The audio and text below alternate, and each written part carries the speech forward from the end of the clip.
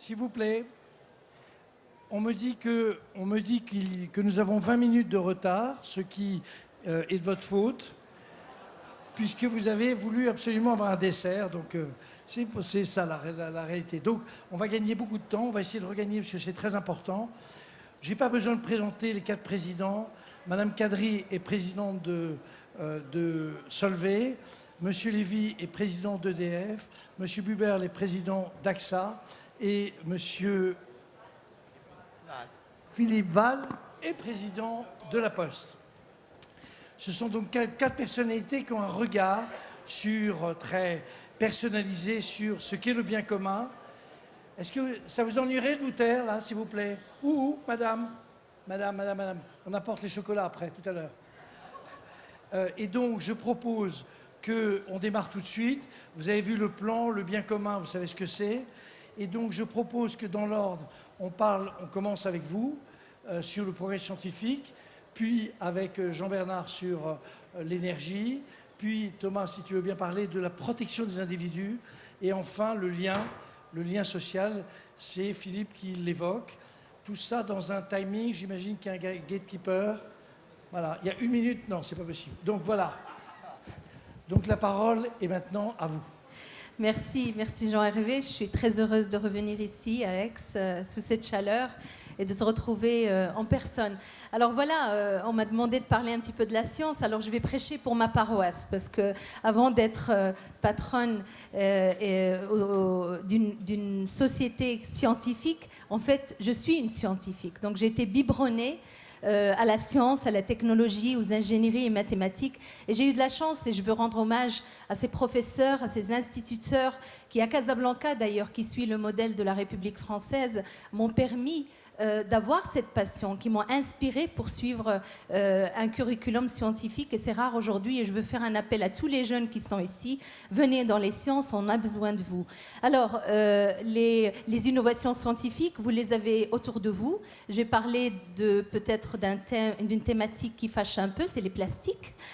On les a inventés et ça nous a permis pendant 100 ans de les peaufiner, de les rendre un petit peu meilleurs. Mais ça, franchement, ça a révolutionné nos vies de tous les jours, l'industrie automobile, l'hygiène, la propreté, la santé, etc. Et bien sûr, maintenant, nous n'avons que 10 ans pour pouvoir réimaginer et repenser la façon dont on fait les polymères et les sciences. Alors tout ceci, bien sûr, a eu un impact positif sur le progrès humain. Vous le voyez, ce qui nous a amené ici ne va pas nous amener plus loin. Donc il faut repenser tout ça. Alors, bien sûr, ça c'est la partie, le verre à moitié plein. Le verre à moitié vide, c'est le projet du GIEC qui nous dit que nous n'avons que 3 ans pour stopper une courbe climatique qui malheureusement fait que notre terre brûle. Et on a besoin de faire quelque chose. Donc bien sûr, on parle de carbone neutralité, etc. Mais finalement, ce qui va faire que ces choses vont arriver, c'est la science, c'est ce bien commun, et j'aime beaucoup la thématique et le label d'aujourd'hui, c'est un bien commun, c'est le know-how, c'est le savoir-faire. Et ce que j'aime bien dans les sciences, c'est que ça nous laisse humbles, parce qu'une vérité aujourd'hui scientifique est une vérité à challenger pour demain, et c'est comme ça que la science avance. Donc dans les défis climatiques, bien sûr, il y a toute la transition énergétique, mais je vais la laisser à mon collègue ici, mais ce qui est important, c'est de savoir que sans chimie, sans science, et je parle de la chimie parce que c'est l'industrie que je représente aujourd'hui, il n'y a pas de voiture électrique solvée dans les membranes. Sans chimie, il n'y a pas d'hydrogène vert, qui est le nouveau véhicule de l'énergie de 2030. Sans chimie, il n'y a pas de connectivité. Vos smart devices, etc., ça utilise de la chimie. Sans chimie, il n'y a pas de santé. Et donc, j'appelle la chimie, au risque de la féminiser un petit peu, la mère de toutes les industries. Alors une mère, ça porte attention à ces secteurs, à ces innovations, et ça les challenge pour les rendre meilleurs. Donc voilà, ces innovations, moi j'y crois, mais je crois à l'ingéniosité de l'humain. On a besoin de collaboration, ça ne va pas se faire tout seul. Nous avons besoin de partenariats, alors d'énergie, parce que chez Solvay, on est en train de décharbonner nos sites industriels. Par exemple, en France, on est en train de construire la plus grande chaudière jamais construite dans l'Hexagone et peut-être en Europe, qui utilise vos poubelles. Donc, on utilise les poubelles maintenant grâce à Veolia pour pouvoir décharbonner nos usines. En Allemagne, on utilise des copeaux de bois non valorisés. À Devnya, en Bulgarie, on va utiliser des rejets de fermes de tournesol, par exemple. Donc, le déchet devient une ressource pour le chimiste que nous sommes. Et si on réutilise un déchet, il ne l'est plus. Et ça m'amène à vous inspirer, j'espère, avec ce qu'on appelle le circulaire.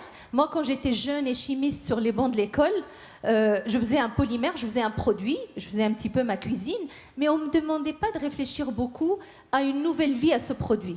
En fait, on parlait de sa fin de vie.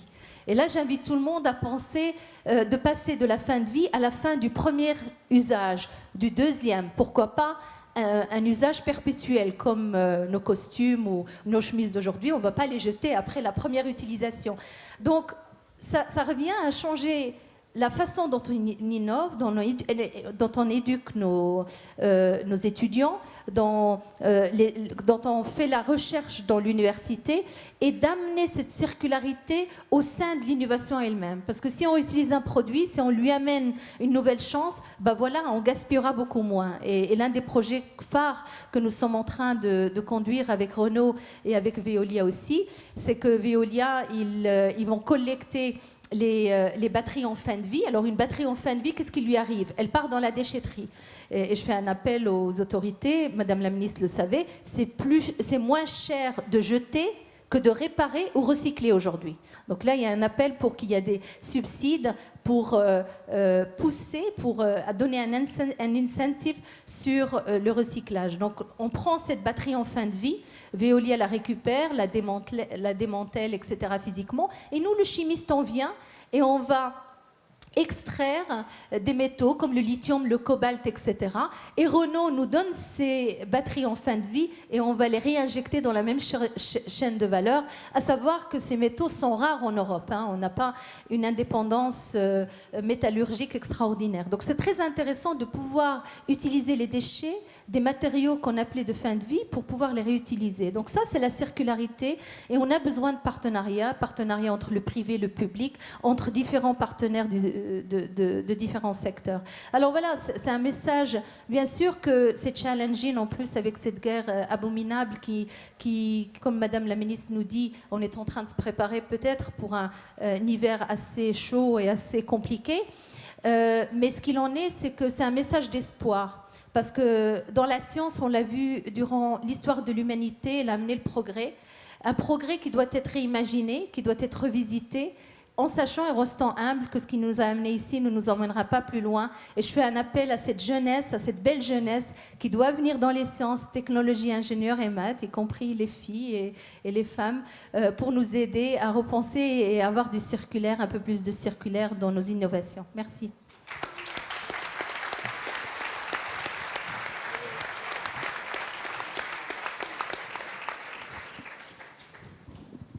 Bon, je vais directement, après cette bel appel au progrès et à faire venir plus de jeunes et en particulier plus de femmes dans les matières scientifiques, techniques, ingénierie, mathématiques. Comment ne pas être à 1000% d'accord avec ce que tu viens de dire. Moi, on m'a demandé de parler d'énergie. Je voudrais recadrer peut-être un petit peu, replacer un petit peu mon propos, quelque chose d'un petit peu plus général, parce que je crois que l'urgence climatique, et quand on parle des différents biens communs, je crois qu'il faut qu'on se préoccupe de l'urgence avec laquelle il faut qu'on mette en place des solutions. Et je crois qu'on ne mesure pas bien que le sujet climatique est vraiment un sujet extrêmement urgent. Ça fait déjà longtemps qu'on a dit que notre maison brûle. Entre le moment où on a dit notre maison brûle et aujourd'hui, il s'est peut-être passé plus de temps qu'entre aujourd'hui et le moment où notre maison va vraiment brûler. Donc il est évident que la préservation de la planète et des écosystèmes autour de la planète devient, je crois, une priorité absolue, ce qui est d'ailleurs traduit dans l'organisation du gouvernement de Madame Borne, puisqu'elle est directement en charge de coordonner les différents aspects de la planification et de la transition écologique. Moi, il me semble qu'il y a une tendance qui est vraiment croissante. Une première tendance croissante, c'est celle de l'interdépendance. Nous avons un progrès technologique qui est irréversible. Nous avons des connaissances qui circulent avec beaucoup d'interconnexions, des flux numériques, des échanges au sein des différents écosystèmes. Et ceci va faciliter, j'espère, la prise de conscience du fait que les enjeux autour de la planète sont bien des enjeux communs, des enjeux de bien commun, et vont nous rappeler que nous avons un écosystème qui a des limites naturelles, que la réalité du réchauffement climatique anthropique, qui en fait s'accélère du fait du développement de l'activité humaine, cette réalité est aujourd'hui incontestable, de même que la dégradation de la biodiversité. Je crois que notre planète, au sens large, notre planète, c'est probablement le plus concret, le plus physique, le plus global des biens communs qui sont abordés aujourd'hui. C'est à la fois un bien que les économistes appellent non excluable. Ça veut dire qu'il n'y a pas ou peu de maîtrise de l'accès. Et c'est aussi un bien rival, c'est-à-dire que toutes les tonnes de CO2 que chacun d'entre nous va émettre, eh bien, ça empêchera que d'autres, un jour, puissent émettre les tonnes de CO2 correspondantes. Et donc, on voit bien l'interaction absolument définitive entre notre société d'aujourd'hui avec tout ce qu'elle fait en matière, ou ce qu'elle ne fait pas en matière d'énergie, et puis la géologie terrestre et notre planète qui cherche à survivre à ce que l'homme lui fait subir. Je voudrais parler à l'intérieur du bien commun de notre planète d'un sujet qui est encore plus petit, c'est l'atmosphère. Parce que quand on parle des tonnes de CO2, ce qu'on veut protéger, c'est l'atmosphère. Sur la planète, il n'y a pas que l'atmosphère. Il y a bien d'autres choses. Il y a des ressources finies. Le nickel, le cobalt dont tu as besoin, on sait qu'il y en a des quantités finies. La terre arable, on sait qu'il y en a une quantité finie. Mais l'atmosphère, c'est également un bien commun non exclusif et rival. Et donc, il faut que nous le préservions. Et il faut que nous réfléchissions à un certain nombre de choses qu'il va falloir accepter. Et ce qu'il va falloir accepter, c'est de résoudre des conflits. Ce serait vraiment le cœur de mon propos. Il y a de nombreux conflits entre les biens communs. Je vais en citer quelques-uns. Tout le monde veut faire des énergies renouvelables, mais personne ne veut que ça soit chez lui. Un conflit évident entre l'emprise foncière et les énergies naturelles renouvelables. On peut d'ailleurs se poser la question, si j'ai le temps j'y reviendrai tout à l'heure, du fait que notre système repose sur une priorité qui a été donnée au droit de propriété, comme si le droit de propriété donnait un droit permanent, pérenne, à décider de l'usage de ce dont on est propriétaire. Et ça, je crois que ça pose un problème de mise en commun de ce dont tout le monde est propriétaire pour savoir si on en fait tous ensemble le meilleur usage. Un autre conflit, bien sûr, c'est celui de l'usage de l'eau. Un troisième conflit, c'est celui de la production des déchets. Je m'arrête juste 2 minutes là-dessus, parce qu'on est tous très attachés à faire en sorte qu'un maximum de déchets, nous puissions les recycler. Mais il est vrai qu'en matière de nucléaire, il y a une infime partie des déchets, et Dieu sait combien ça nous est reproché, qui aujourd'hui ne pourra être traité que dans une constante de temps qui n'est pas la nôtre. Mais en même temps, nous pouvons répondre que, puisque cette constante de temps est extrêmement éloignée, occupons donc d'abord des sujets où le temps nous est vraiment compté. Et là où le temps nous est vraiment compté, c'est le climat, c'est l'atmosphère. Voilà, je vais terminer en disant que pour gérer ces conflits, j'en ai cité 3 et j'aurais pu en citer probablement 10, pour gérer ces conflits, il va falloir une nouvelle gouvernance, qui ne va pas simplement falloir dire « tout est important et je vais m'en occuper ». Il va falloir être courageux, il va falloir mettre en place des arbitrages, il va falloir dire explicitement comment on hiérarchise les priorités. Et pour cela, il y a déjà des organisations qui ont commencé à se mettre en place, puisqu'il y a l'ONU avec le GIEC. Il y a les COP qui se réunissent à peu près tous les ans. Il y a les États, et en particulier les unions d'États comme l'Union européenne, qui ô combien réglementent, émet des directives, émet des prises de position. Et puis, d'abord et avant tout, il y a les citoyens et les entreprises. Les citoyens et les entreprises ont dans leurs mains la gestion de ces biens communs et implicitement la gestion de tous les arbitrages que nous aurons à faire, de tous les conflits d'usage que nous aurons à faire. Et je crois qu'il faut vraiment qu'on prenne maintenant le taureau par les cornes, qu'on prenne les choses en main, qu'on soit courageux pour faire ces arbitrages. Il y aura peut-être des arbitrages à faire dès l'hiver prochain, j'espère que non.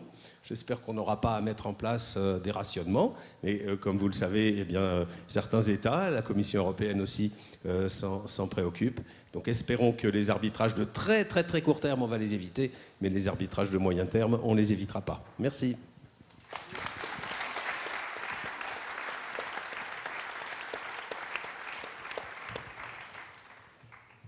Si la chimie est la mère de l'industrie, l'assurance est la grand-mère de l'industrie et de toute la population. Pourquoi? Parce que la grand-mère veille toujours sur la protection de la famille. Et c'est pourquoi l'assureur a un intérêt particulier du bien commun. Et on doit quand même dire qu'il y a quelque chose de positif. On parle aujourd'hui du bien commun, c'est plus pris comme acquis, et on parle même sur des prix du bien commun. Ça, je trouve, c'est très important, mais il faut aussi reconnaître en même temps, nous sommes dans une crise du bien commun, et ce n'est pas une crise unique, c'est une crise successive. On se passe une crise à l'autre. Comme assureur, on voit plein de risques, et je peux vous citer des millions de risques, mais j'aimerais me focaliser sur deux, qui sont à mon avis très importants et qui vont driver le développement du bien commun. C'est en premier le risque de l'environnement. On était assez clair au COP 21, 1,5 degré. Aujourd'hui, nous sommes sur la trajectoire de 2,6. Ça ne suffit pas.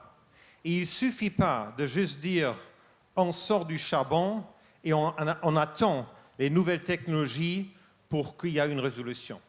Il faut qu'on soit beaucoup plus actif sur la question de la transition, de vraiment travailler avec des moyens d'aujourd'hui pour y arriver plus vite. Le deuxième risque qui nous préoccupe beaucoup, c'est le risque de la cohésion sociale. Nos sociétés, après la Deuxième Guerre mondiale, ont grandi par cette cohésion sociale. L'un regarde pour l'autre, on cède. Aujourd'hui, on est en individualisme. Aujourd'hui, nous avons des inégalités qui explosent. Aujourd'hui, on a même les questions. Est-ce que la démocratie est encore la bonne forme du gouvernement? Et on doit aussi constater qu'on est épuisé en matière financière pour tenir ce rythme.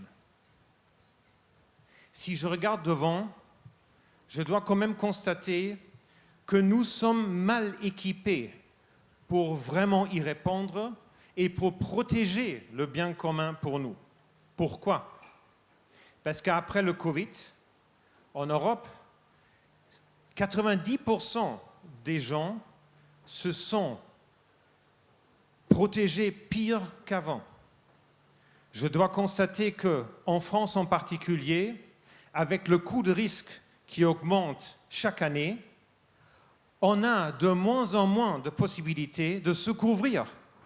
À peu près 30% de la population française n'arrive pas à se couvrir, soit parce qu'ils ont exclu ou l'assurance est trop chère. Et dernièrement, on a certainement des nouveaux risques.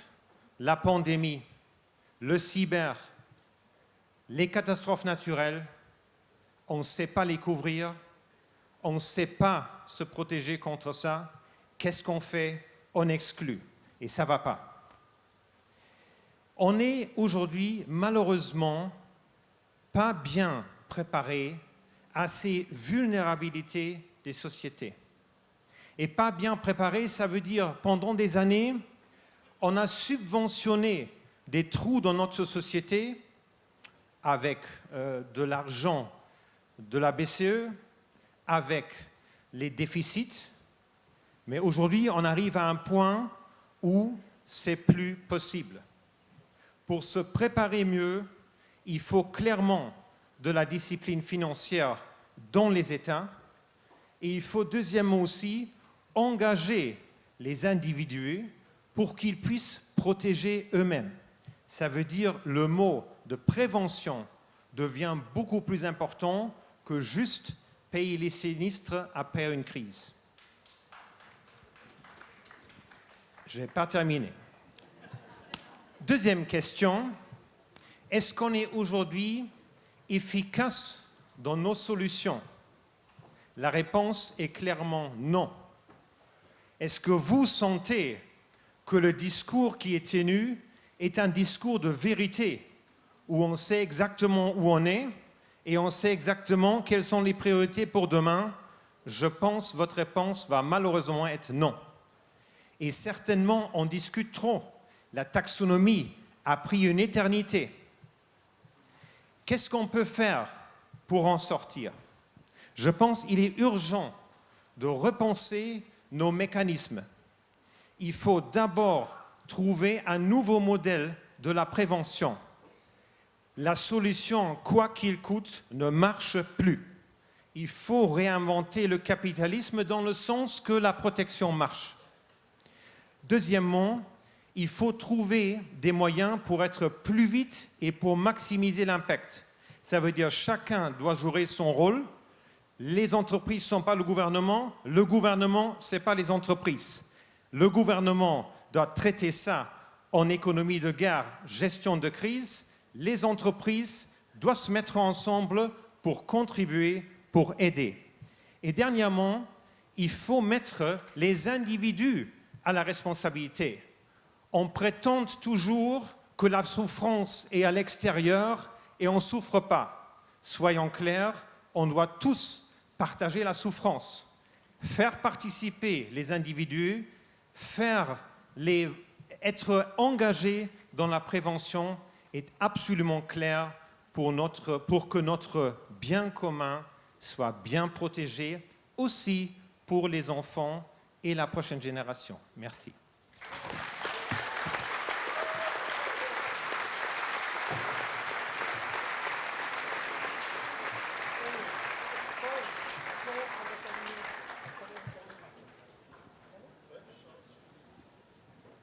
Bonjour à toutes et à tous.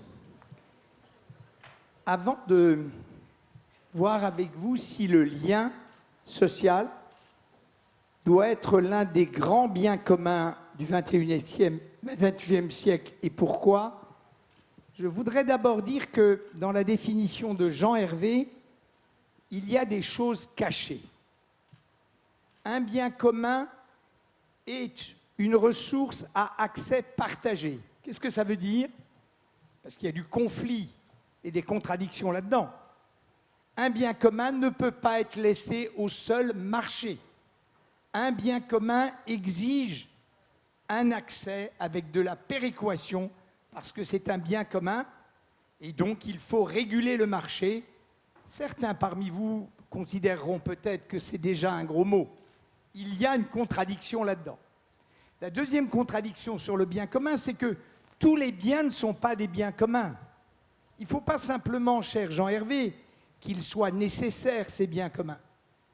Ils doivent être vitaux.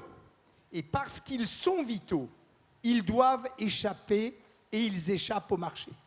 Je me permettrai donc, il a été mon professeur, de redire... C'était un bon élève. De redire que de mon point de vue, le bien commun du XXIe siècle, c'est un bien vital pour l'humanité dont la production ne peut pas laisser au seul marché, le marché grand thème devant lequel nous nous inclinons. D'ailleurs, je m'incline moi-même. C'est ça le bien commun et vous voyez bien les conflits, Jean-Bernard en a parlé, et les risques qu'ils comportent. Dans la définition de Jean Hervé, il y a une autre chose qui est que ce bien commun impossible à laisser au marché, vital pour l'humanité et valable pour la génération actuelle, pour les générations futures, pour les siècles et les siècles. Vous l'avez dit, en effet, le bien commun commence, j'en parlais avec Ilham, avec saint Thomas d'Aquin. Et on ne naît pas bien commun, on le devient. Un bien commun n'est pas un bien commun pour l'éternité. Le téléphone a été un service public et un bien commun. La chute incroyable des prix relatifs de l'unité de télécommunication fait qu'aujourd'hui, on n'a plus besoin des contraintes et des règles du bien commun pour la téléphonie. La lettre, vous me voyez venir, la lettre a été un bien commun et elle a trouvé un produit de substitution qui s'appelle le SMS et qui s'appelle le mail, et il y a de moins en moins de lettres. Ça veut donc dire qu'un bien commun est bien un facteur historique et que cette question du XXIe siècle amène à se demander ce que seront les biens communs, pas d'aujourd'hui, pas les services publics d'aujourd'hui qui sont nécessaires, mais ceux qui seront essentiels à notre XXIe siècle. Eh bien, la conviction que nous avons, c'est que l'un des biens communs du XXIe siècle sera le lien social et humain. Alors vous êtes en train de vous dire, mais c'est naïf, c'est ingénu, il exagère, on est tous en lien. Heureusement pour moi, la Première ministre elle-même vient de nous dire qu'elle avait considéré que, notamment à l'occasion de la pandémie, le lien commun, le lien humain était remis en cause.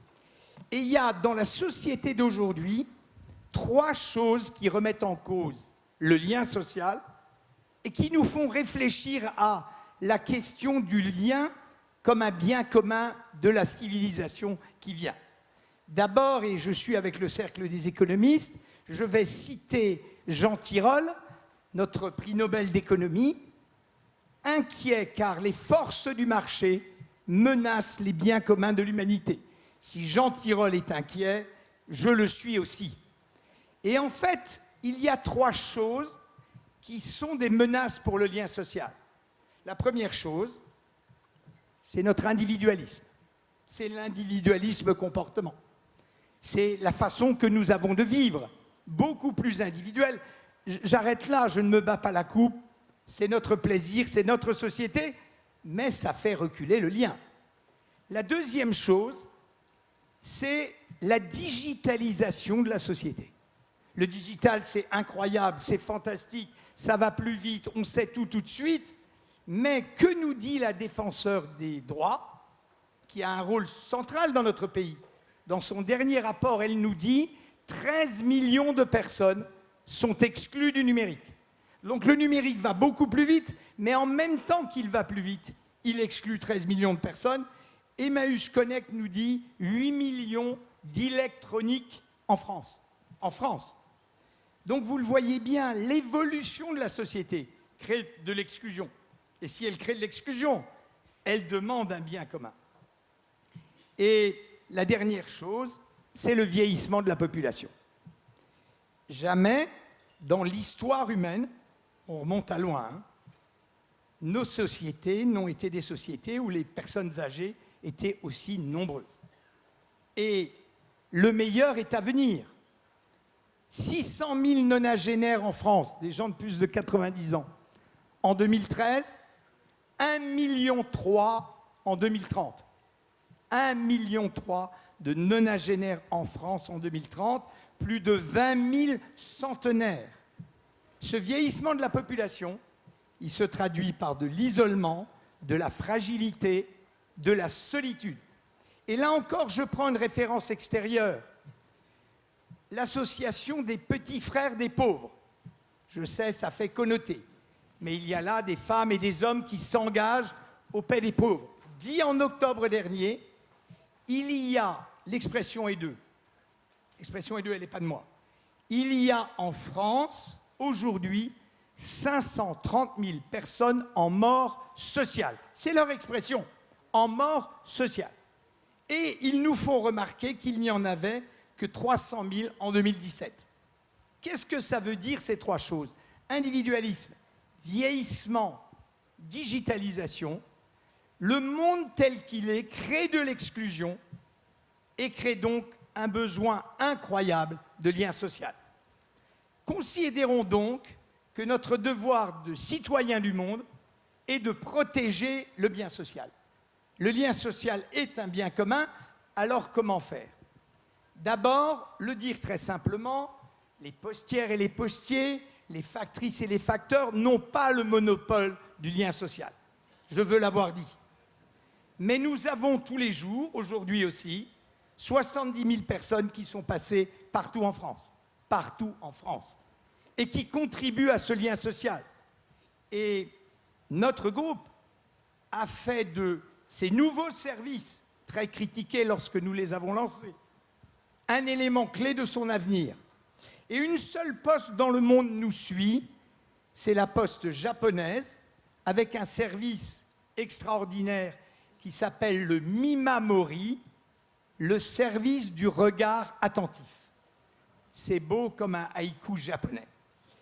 Qu'est-ce que ça veut dire? Ça veut dire que ce sujet du lien social, il devient central dans la société.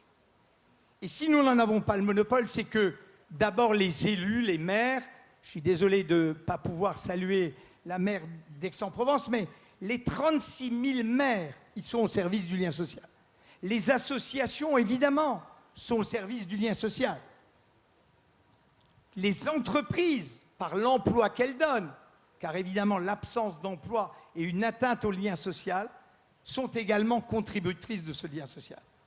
Mais nous le voyons bien, nous avons tous besoin de considérer que cette cause du lien social est un vrai sujet pour le XXIe siècle.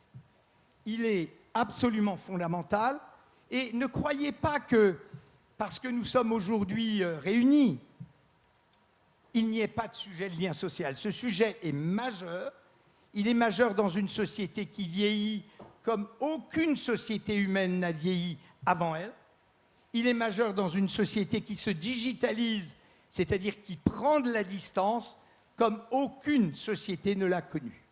C'est la raison pour laquelle, quand Jean-Hervé nous a parlé de ce thème du bien commun, je me suis dit qu'il était important à la fois de souligner le besoin d'un bien commun de lien social et aussi nous dire que toutes et tous, nous pouvons être actifs pour préserver ceci parce que la mécanique de la société ou de l'économie, comme le dit Jean Tirole, détruit du lien social et menace ce qui, entre nous, fait non seulement société, mais ce qui, entre nous, fait humanité. Merci à toutes et à tous de votre attention.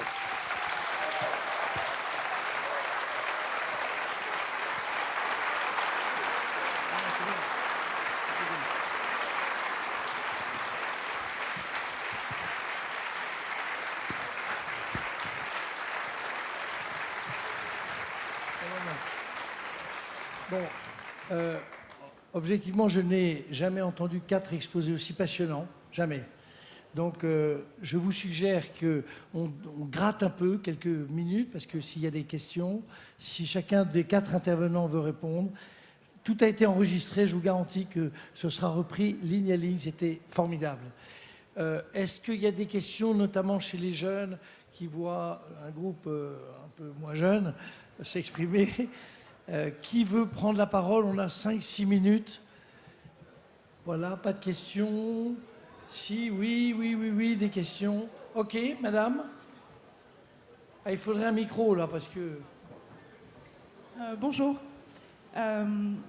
Alors, je me dis que si jamais les choses avaient vraiment changé sur cette table ronde, il y aurait quelqu'un, par exemple, qui a lu le rapport de la CIA, Le Monde en 2040, qui pose des chiffres sur la tornade qui va nous tomber dessus, et il y aurait, pourquoi pas, Cynthia Fleury, qui vient d'écrire un essai qui s'appelle « Ce qui ne peut être volé », et qui parle de bien commun d'une manière tout à fait différente de vous. Et donc, je me dis que ce que vous dites, finalement, c'est très intéressant, mais vous l'avez dit l'année dernière, et moi, je m'impatiente parce que je me dis que finalement, on parle beaucoup de diagnostic, on parle vaguement du cataclysme en fait à venir, mais j'ai pas l'impression qu'on globalise vraiment le monde pour penser des solutions totalement inédites. Et donc je m'inquiète.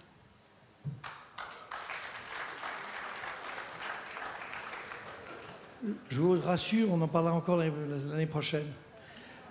Juste, il n'y a pas de question, hein, c'est juste une remarque, mais c'est très intéressant. Autre question. Là, là-bas, madame. Madame, levez bien, voilà. Bonjour, moi je voudrais savoir, vous n'avez pas parlé des informations et je voulais savoir si l'un d'entre vous considérait que les informations étaient un bien commun. Qui veut répondre? La question est pour les 4. Oui. Ok. Alors, moi, je vais me lancer. L'information libre et critique est un bien commun. Car quand les producteurs d'informations s'appelleront GAFA ou Baixu, l'information deviendra un bien commun. De ce point de vue, chère madame, nous avons un service public de distribution de la presse et donc de préservation de l'information libre et critique, le temps que la presse dure.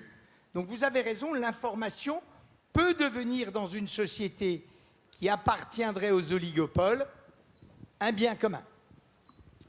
Sous condition, si je peux ajouter, que ce bien social comprend soin de ça. Si on laisse les algorithmes faire ce qu'ils veulent, si on se pousse vers l'extrémité juste pour placer de la pub, là on a un problème.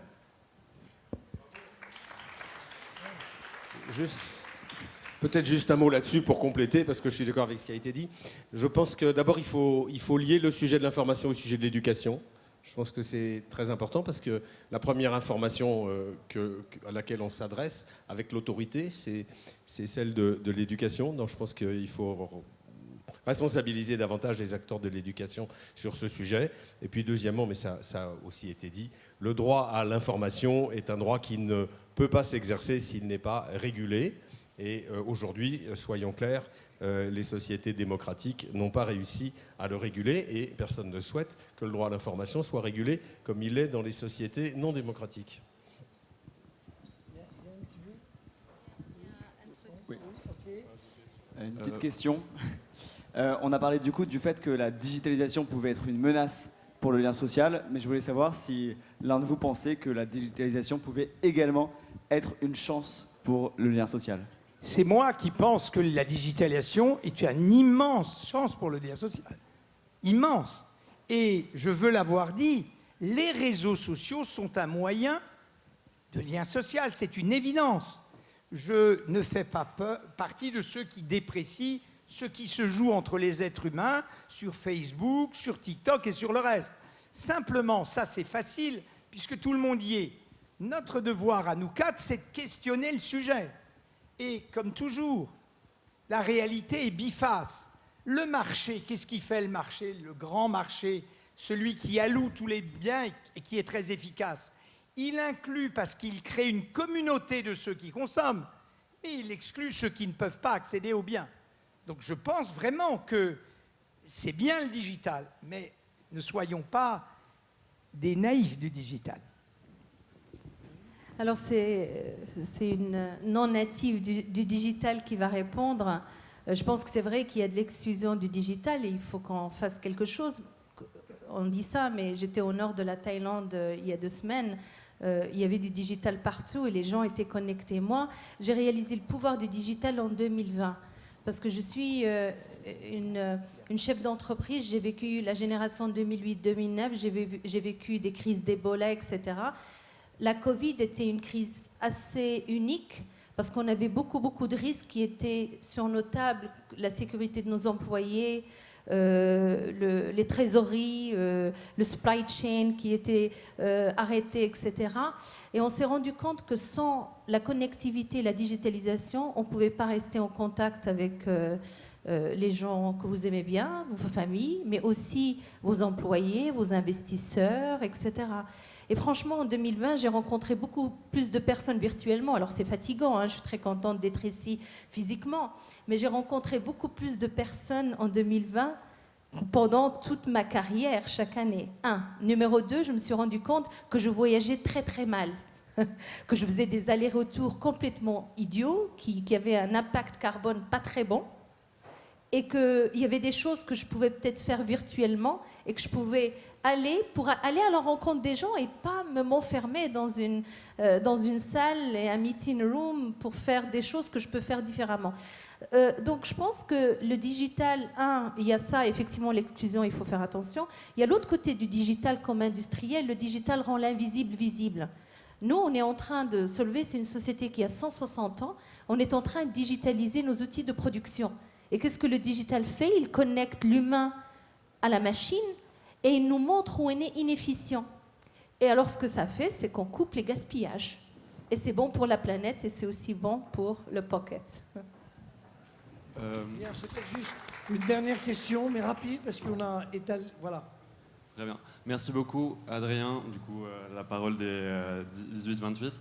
J'avais juste une question pour savoir si, dans la question du bien commun que vous abordez, si aujourd'hui, notamment avec la loi Sapin 2, la naissance de raisons sociales de raisons d'être, pardon, pour les entreprises, est-ce que si on peut penser que de la même manière que le service public est de plus en plus privatisé, est-ce qu'on peut penser que le bien commun soit aussi de plus en plus un bien privé et non plus un bien public? Je vous remercie. Moi, je suis un bien un peu privé qui est en train de devenir plus du tout privé. Je ne sais pas si c'est à moi que votre question s'adresse.